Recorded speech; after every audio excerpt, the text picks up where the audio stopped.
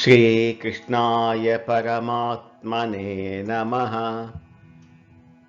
భగవద్గీత అర్జున విషాద యోగంలో ఈరోజు మనం 45, 46 శ్లోకాలను తెలుసుకుందాము.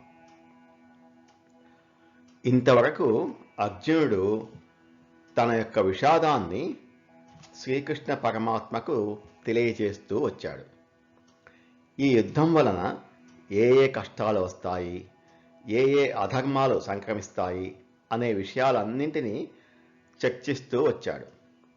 పరమాత్మకి విన్నవించుకుంటూ వచ్చాడు. ఈరోజు శ్లోకంలో ఇలా అంటున్నాడు. 45వ శ్లోకం. అహో బత మహత్ పాపం కర్తుం వ్యవసితా వయం యద్రాజ్య సుఖలోభేన హంతుం స్వజనముద్యతాః. అహోబత, అయ్యయ్యో అయ్యయ్యో, మహత్పాపం కర్తుం వ్యవసితా వయం, మనం చాలా పెద్ద పాపం చేయపూనుకున్నాము, చాలా పెద్ద పాపాన్ని చేయటానికి ప్రారంభించాము. ఏమిటా పాపం? ఏమిటా యుద్ధం వల్ల వచ్చే నష్టం?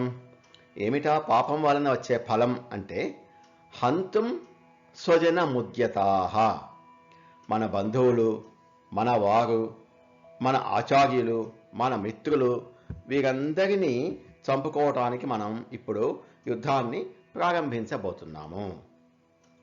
ఆ సైన్యంలో మన శత్రువులు ఎవరూ లేరు, అందరూ మనవాళ్లే.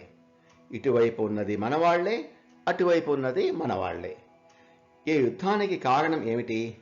ఈ జనక్షయానికి కారణం ఏమిటి అంటే యద్రాజ్య సుఖలోభేన, రాజ్యం మీద, సుఖం మీద మనకు లోభము ఉన్నది, అందుకే ఇలా చేస్తున్నాము. మరి ఈ రాజ్యం మీది, ఈ రాజ్యం మీద అధికారం మీది, మీ రాజ్యాన్ని వాళ్ళు లాక్కున్నారు. పోనీ ఇంకొక రాజ్యం నిర్మించుకుంటే దాన్ని కూడా లాక్కున్నారు. రాజ్యం మీద మీకు ఉన్నది ఆశ, లేకుంటే కోరిక కదా. లోభం అంటావేమిటి? లోభం అంటే పరుల వస్తువు మీద కోరిక ఉంటే దాన్ని లోభము అంటారు కదా. మీది లోభం కాదు కదా, కోరిక కదా.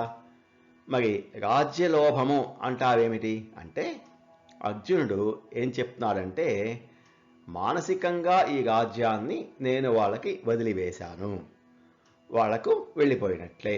కాబట్టి ఇప్పుడు పరుల వస్తువు మీద కోరిక ఉన్నట్లు, కాబట్టి వారికే ఇచ్చేద్దాము. మనం ఏ సుఖాలు పొందవద్దు, మనం పొందవలసిన సుఖాలన్నీ కూడా వారికే ఇచ్చేశాను నేను మానసికంగా. ఆ సుఖాలను మనం కోరుకుంటే అది లోభమే కదా. పగల సుఖాన్ని, రాజ్యాన్ని కోరుకుంటే అది లోభము. లోభంతో ఉన్న యుద్ధం వద్దు అంటున్నాడు అర్జునుడు. ఎందుకు అంటే ఇది మహత్పాపం, ఈ జనక్షయం వద్దు. ఇంకా చెప్పాలంటే స్వజనక్షయం అసలు వద్దనే వద్దు. ఈ యుద్ధాన్ని విరమించుకుందాము అంటున్నాడు అర్జునుడు. ఇక్కడ ఒకటి చెప్పాలి. మహాభారత యుద్ధం అనంతరం ఈ ప్రపంచంలో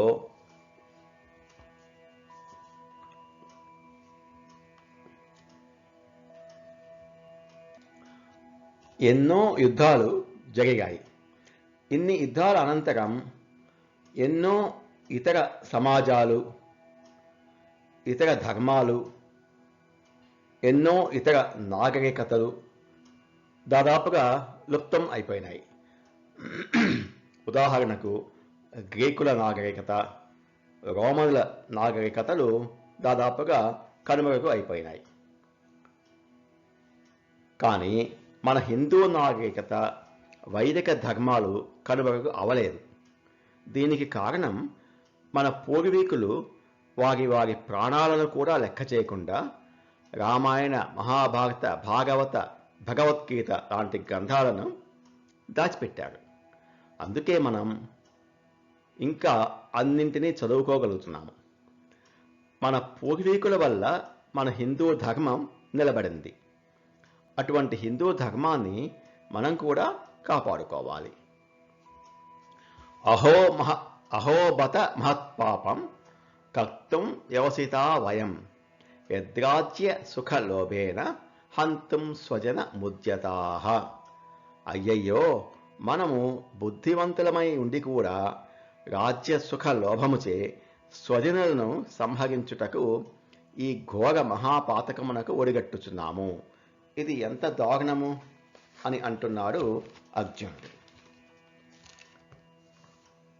యుద్ధం వద్దు, మరి ఏం చేస్తావు అంటే ఈ శ్లోకంలో 46వ శ్లోకం. యది మామ ప్రతీకారం అశస్త్రం శస్త్రపాణయః ధార్తరాష్ట్రారణే హన్యుః తన్మే క్షేమతరం భవేత్. నాకు యుద్ధం వద్దు. మరి యుద్ధం వద్దు అంటే ఎలా కుదురుతుంది? వాళ్ళు బాణాలు వేసేస్తారు కదా, శంఖానాదాలు సింహనాదాలు చేసేశారు, ఇంకా బాణాలు వేయటమే కదా. అంటే వాళ్ళు వేసినా సరే నేను ప్రతీకారం చేయను, నా వైపు నుంచి బాణం వెళ్ళదు. నీకు అలవాటు ఉంది కదా, నీ చేతికి బాణం వేసే దురద ఉంది అంటే పారేస్తాను, అశస్త్రం కింద పారేస్తాను. వాళ్ళ దగ్గర బాణాలు ఉన్నా సరే నేను కింద పడేస్తాను. అశస్త్రం శస్త్రపాణయః అంటే వాళ్ళు విత్ వెపన్స్, నేను వితౌట్ వెపన్స్, ఏం పర్లేదు, నేను అప్రతీకారంగా ఉంటాను. మరి నువ్వు చచ్చిపోతావయ్యా అంటే ఏం పర్లేదు, ధార్తరాష్ట్రారణే హన్యుః అందరూ కలిసి ఆయుధాలు వేసి నన్ను చంపేని, ఏం పర్లేదు. తన్మే క్షేమతరం భవేత్, నాకు అదే క్షేమతరము, ఇంకో క్షేమం నాకు లేదు. నేను మానసికంగా వాళ్ళకి రాజ్యం ఇచ్చేశాను, నాకు ఉన్నది మిగలాలి. ఉన్నది ఏం మిగలాలి అంటే యుద్ధం నుంచి పారిపోయాను అన్న అపకీర్తి నాకు రాకుండా ఉంటే చాలు.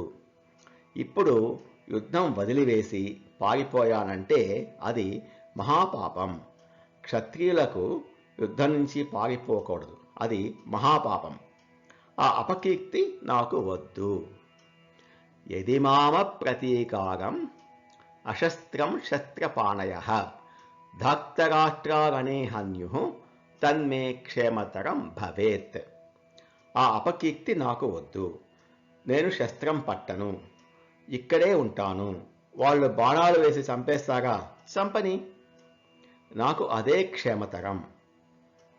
ఇంతమందిని స్వజనాన్ని చంపే బదులు నేను ఒక్కడిని చనిపోవడం మేలు. కాబట్టి యుద్ధం వద్దు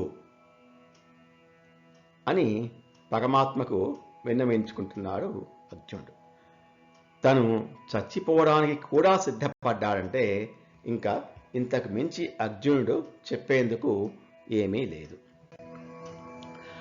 నమో భగవతే వాసుదేవాయ. ఏతత్ ఫలం శ్రీకృష్ణార్పణమస్తు. స్వస్తి.